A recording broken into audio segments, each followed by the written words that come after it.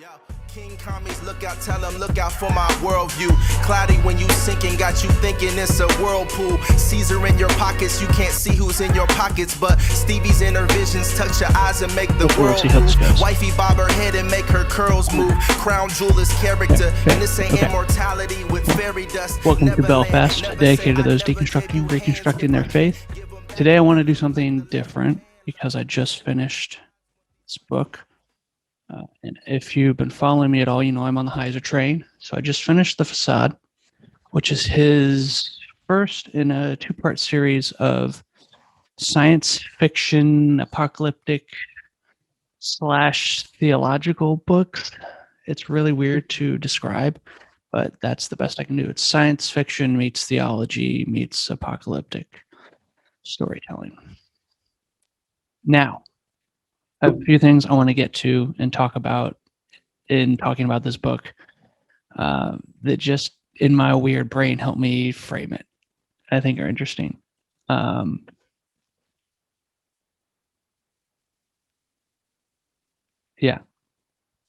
So before I read The Facade, I needed another just light read. I've been reading a bunch of serious theological stuff for school.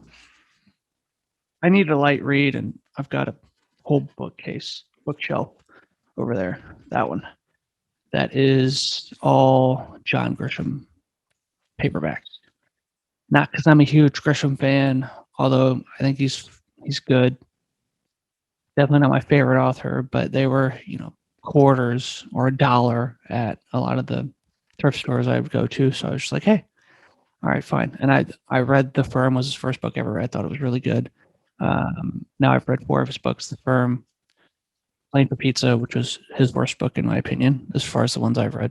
The four I've read: Playing for Pizza, Pelican Brief, which we'll get to in a second, and Time to Kill.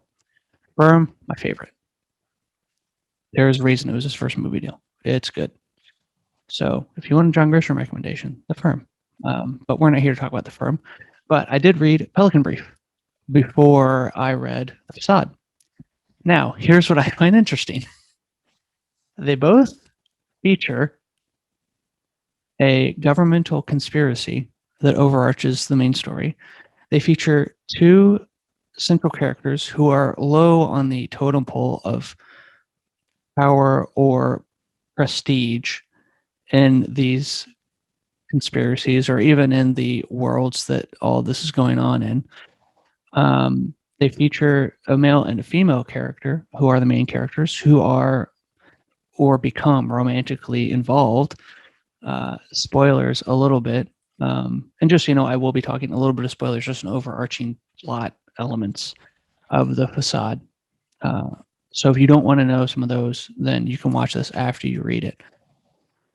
But yeah, both, as Grisham usually is, very dialogue heavy, explaining what's going on, what's happening, which is kind of the nature of these kinds of stories. But yeah, just some things I was like, man, they, in certain beats, in certain just overarching narrative developments and story structure, they are quite similar. I guess that's high praise for Heiser as someone who before this had never written a fiction story, writing on the level of one of the best-selling authors of the past 30 years. So I don't know, maybe that's a good thing. I just kind of found it kind of funny. But there was, okay, sorry. So there's that. There's a bunch of similarities between The Facade and Pelican Brief. And I think it might have just been because I read them back to back, but probably not. I think their similarities are strong enough that you can draw that comparison. It's not a bad thing. Again, it's just something I found kind of funny. That got me thinking, because now I have a shelf of Grisham. I have 2.5 shelves of Stephen King on this bookshelf. I'm a huge Stephen King fan.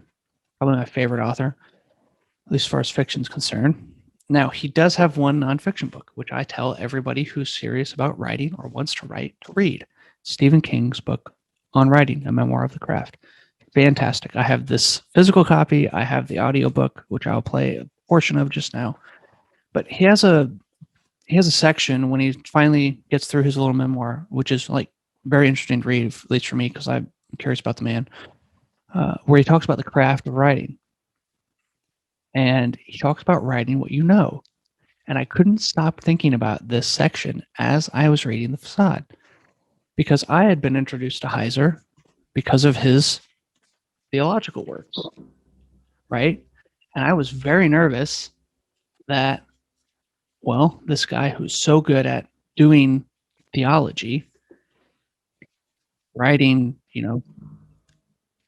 earth-shattering essays and nonfiction, can he crack it as a fiction author? And I kept reading The Facade, and I kept being surprised. It's by no means a perfect book, perfect story, but it has a lot of strengths. And I think part of this because Heiser's writing what he knows. So I have this screen recording going on here. So I'm going to listen to part of this section on writing from King, where he talks about writing what you know. And he makes a Grisham comparison, wouldn't you know? So hopefully this works. Write what you like, then imbue it with life and make it unique by blending in your own personal knowledge of life, friendship, relationships, sex, and work. Especially work. People love to read about work. God knows why, but they do. If you're a plumber who enjoys science fiction, you might well consider a novel about a plumber aboard a starship or on an alien planet. Sound ludicrous? Or if you're a biblical scholar who's interested in UFOs, you might write about a biblical scholar doing studies about an extraterrestrial governmental conspiracy. Just maybe.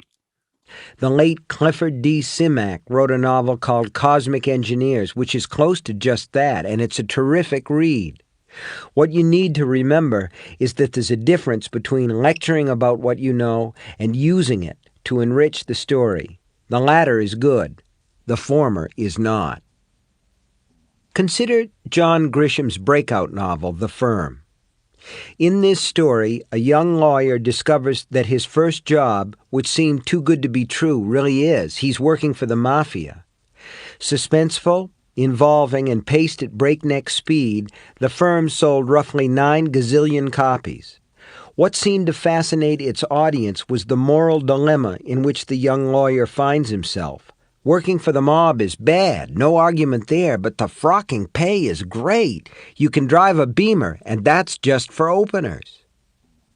Audiences also enjoyed the lawyer's resourceful efforts to extricate himself from his dilemma. It might not be the way most people would behave, and the Deus ex machina clanks pretty steadily in the last 50 pages, but it is the way most of us would like to behave. And wouldn't we also like to have a Deus ex machina in our lives? Although I don't know for sure, I'd bet my dog and lot that John Grisham never worked for the mob. All of that is total fabrication, and total fabrication is the fiction writer's purest delight. He was once a young lawyer, though, and he has clearly forgotten none of the struggle. Nor has he forgotten the location of the various financial pitfalls and honey traps that make the field of corporate law so difficult.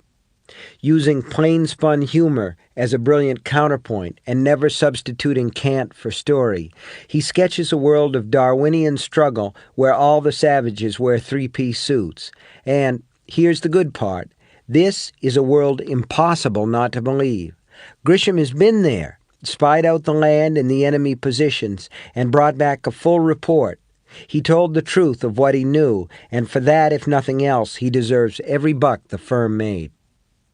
Critics who dismissed The Firm and Grisham's later books as poorly written, and who profess themselves to be mystified by his success, are either missing the point because it's so big and obvious, or because they are being deliberately obtuse. Grisham's make-believe tale is solidly based in a reality he knows, has personally experienced, and which he wrote about with total, almost naive, honesty. The result is a book which is, cardboard characters or no, we could argue about that, both brave and uniquely satisfying. You, as a beginning writer, would do well not to imitate the lawyers in trouble genre Grisham seems to have created, but to emulate Grisham's openness and inability to do anything other than to get right to the point. John Grisham, of course, knows lawyers. What you know makes you unique in some other way. Be brave. Map the enemy's positions. Come back. Tell us all you know. And remember that Plumbers in Space is not such a bad setup for a story. But onto my thoughts specifically about this book, The Facade. And I'm not just going to be nice because I like Heiser a lot and his other work. There are some ways in which I think the story doesn't pan out right, or some things he tries to tie in that aren't the best. But all in all, I think it's a good story, well worth reading, especially if you're interested in his other work. Yeah, give it a go. If you like science fiction, give it a go. So yeah, he has. So some things he does. We'll start with things that I like. Things he does very well. One of the things he does great is his opening.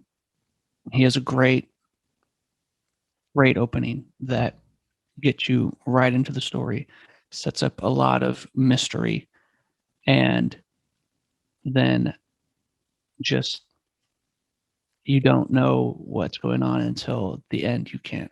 I mean, you can kind of guess it, maybe what it is, but after you read the end, you're like, oh, okay, I know what was going on in the beginning of the story. But it hooks you. It hooks you in, and then the subsequent chapters, 3 or 4 chapters after that, he takes to introduce the major characters that are on this team. So basic plot, you have this guy named Brian Scott Bars and Melissa. Brian is basically standing for Michael, which is fine. And I honestly mean that it's fine. Like it works. There are some parts, I'll get to that in a minute, but yeah, Brian's basically standing for Dr. Heiser. He is a Hebrew and Semitic scholar who wrote his dissertation on ETs and the sons of God and Genesis 6 and Revelation and Daniel and all that stuff. So it's very interesting. But then Melissa, as an interesting foil to his character, is someone who is fascinated with the religious right and religious fundamentalism and fervency that seems to discount logic. So they have a lot of tussles in the beginning of them getting signed onto this team, but they get kidnapped per se by a governmental agency called the Group that is investigating extraterrestrial activity and has been for years in the U.S. government. And they are assigned to a team of outsiders, so non-governmental workers, who are supposed to help in preparing the public for the coming of extraterrestrials on Earth. Brian specifically and Melissa as foil characters, but their roles on the team are meant to help the religious fundamentalist accept the reality of ETs. There's some other characters on the team that there's a Father Benedict, who is a Jesuit priest. There's Malcolm, who is another member of the team. There is Deirdre, all part of this team that's supposed to help the public accept the reality of extraterrestrials and investigate what's really going on. They are exposed to Area 51 and flying saucers and spaceships. And then, a little bit of a spoiler, not really, there is a character who is introduced as a part of the group, says he's part of the group, but is weary of what the government's actually trying to do with this, who suspects something bigger going on. And if you read the book, here comes part of I liked that element of mystery around this person who is visiting these people, especially Melissa, and trying to get them, in on laying traps for the government or getting different information so that they can see, what's really going on here. I liked that element a lot. I had a different suspicion for who it was as a character. So I guess good job on that, Dr. Heiser. But I think that the character that is revealed to be the insider, the suspicious insider, I mean, it works, it's fine, but I think some more hints could have been given that would have made the reveal that much better. Yeah, it wasn't my favorite. It wasn't my favorite. Just because there wasn't enough legwork done. It was like, oh, we'll mention this person and then they're going to show up later, but not a lot of, at least from what I can remember about the story, not a bunch of hints are given as to who this could be. And then that was one thing where I'm like, okay, I kind of, when I read it, I kind of shrugged and I was like, okay, like I'll go with it. Like it's fine. It works. Wasn't my favorite. I just think a little more work could have been done to make that reveal better, to make that twist better. So I have issues with that. Other things I have issues with, like Grisham book or like the Pelican Brief, because in the Facade you have a bunch of smart people sitting around talking about aliens. It is very dialogue heavy, which is fine. Heiser knows how to write decent dialogue, but it's just so much dialogue. Sometimes you feel like, oh wow, that's they've been talking for 4 pages straight, and it's about, some of it's really interesting because I know nothing about some of these conspiracies around aliens. So I was like, cool, I can tell he's done his research. Man, it was a lot of dialogue sometimes. And be it, he can write good action scenes.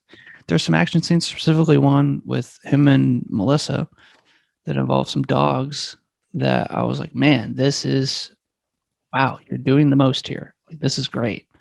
I am enjoying this. I'm hooked. I am curious what's going to happen. Yeah. So those are good. The ending scenes of action are really good. The suspense is high. It's just there's moments in the middle where I was like, man, this is a lot of conference room talking. Just something I didn't enjoy as much. Also, my favorite movie is Good Will Hunting, which is a bunch of people sitting around talking for the whole thing. And it's not that his dialogue's bad. His dialogue's not bad. I think the other thing with that, though, that was not frustrating because it works as his character, as Brian's character, but you can definitely tell Brian is a stand-in for Heiser because he says arguments I've heard Heiser make in interviews, word for word almost, using the same analogies. And again, it's fine because it works in the story. It works for him explaining these certain things, for him presenting his PhD, for him, having other characters ask him questions and then give them answers. It's fine.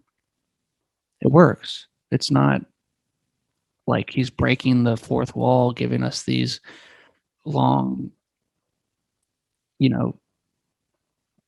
forays into scripture and theology. It works because his character's that. But it was just, I laughed a little bit. And I was like, okay, Mike, I hear ya. I hear ya. Cool. And I was like, I can skip a few pages because I know exactly what is going on here. But the action, I think, makes up for it in the beginning, and definitely in the end. The last 50 pages I did not want to put it down. So good for you, Mike. You made me not want to put it down, which is great.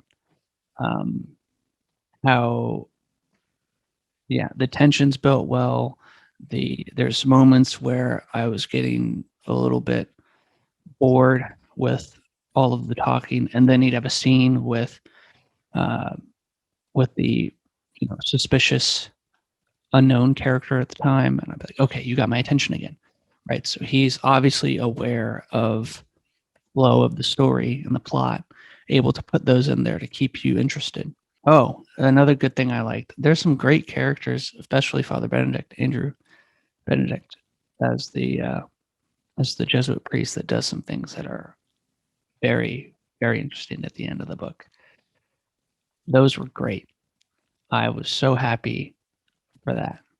Heiser doesn't pull punches, man. There are times when, because a lot of the Ted Deckers and Frank Peretti's won't even put swear words in their books of non-Christian. Heiser does. I mean, it's not often. Melissa says bastard at one point. I think that was it. There was references to cursing and things like that, but I'm glad that that kind of stuff was in there because it's just real to life. I don't need a potty mouth, but if the situation warrants it, I would like to know that characters talk how people talk in real life. Yeah. So, all in all, solid book. The ending, I won't give any specific spoilers. All I'm going to say is if you're going to buy this book, you better get the second one. Because how it ends is a definite cliffhanger. Definitely wanting you to read the second one. So I'm about to start that this afternoon. Yeah, that's all I got. It's a solid read. Very good introduction. Introduces us to the main conflict and the bad characters, but we don't know what's going on yet. Then introduces us to the main characters and their lives and some of their struggles, and them getting introduced to this governmental group, and he keeps the mystery hanging around for a while. It does really well at that. Very dialogue heavy in the middle, just explaining everything and everyone and all the stuff that's going on. Oh, another point I will make. King does this quite a bit, but maybe not as much as Heiser. I haven't read King in a few months, which I really want to get back to now. But probably after I read the portion. But Heiser is very much a fan of his adjectives. He loves describing the things that are in the room, just setting. He loves his adjectives, double adjectives in many sentences. Not super complex sentences, but a lot of adjectives. So you're going to get used to that as you start reading. Good or bad thing, you can decide. I don't mind it. I write that way. So it's fine. It's good. I appreciate it. But that's something I had to get used to in the first even couple pages. I was like, oh, wow, he loves describing stuff. And then the end, the last 50 pages, 70 pages are just, you just finish it real quick. Good job. For a first-time novel, Mike, pretty good. Pretty good. Your plumbers in space, your scholars in space, you did well. You did well. You wrote what you knew. You mixed what you are interested in and did a good job and made a good story, and you didn't pull too many punches in telling the story. You told an honest story about how people would act in those situations, and I appreciated it. So I got some questions for you if I ever interview you. I hope to interview Mike someday. But all in all, very enjoyable story. Not a perfect story. There are some twists that I don't necessarily think are the best. I buy them, but they aren't the best. Could have been set up better. Very dialogue heavy. So all in all, I'll probably give it 4 flying saucers out of 5. If you grab that one, make sure you grab the second one. And you can get it on Kindle for like $8. I bought the paperbacks for $14, $13. So they're not very expensive. Yeah, would recommend. Would highly recommend. 4 out of 5. Tell them, look out for my worldview.